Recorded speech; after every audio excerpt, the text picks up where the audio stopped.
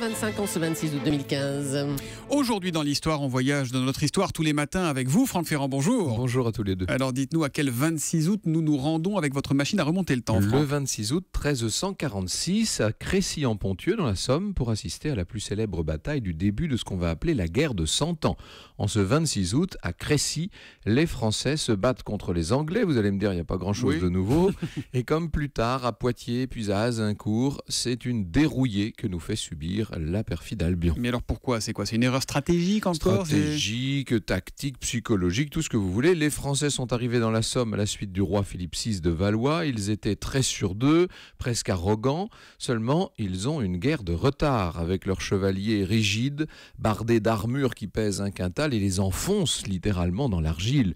Pas de coordination, pas de mouvement d'ensemble. Le roi de France a bien mis ses arbalétriers en première ligne, seulement il a plu, alors les cordes des arbalètes se sont détendues et les carreaux manquent de force. En face, les archers anglais sont légers, mobiles, ordonnés et eux tirent une dizaine de flèches à la minute. Ils vont faire un carton sur nos chevaliers français figés comme des cibles. Bon, Franck, on peut dire que c'est un fiasco pour les Français. Hein.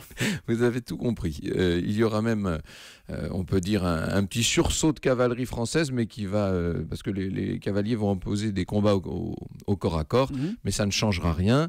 Une fois franchie la ligne d'archers, les chevaliers toujours engoncés dans leurs armures sont massacrés par les fantassins anglais.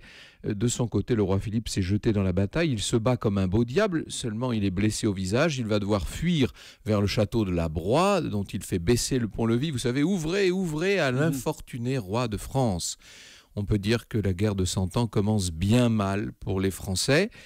On peut dire aussi qu'en un peu plus d'un siècle, ils auront le temps de redresser la situation. Ça, c'est une autre histoire. Et puis on les a battus, les Anglais, Franck. Oui. Samedi dernier, Stade de France en rugby. Tout à fait. Heureusement qu'il y a le rugby. Et encore de temps en temps. Bon, l'histoire, on la retrouve avec vous tout à l'heure à 14h. On parlera de quoi? On sera sur les pas de Magellan. Je vous emmènerai faire, ou plutôt refaire, le tout premier tour du monde. Eh bien, nous embarquerons avec vous, avec grand plaisir, au cœur de l'histoire, 14h sur Europe 1, avec Franck Ferrand. À tout à l'heure. Bonne journée.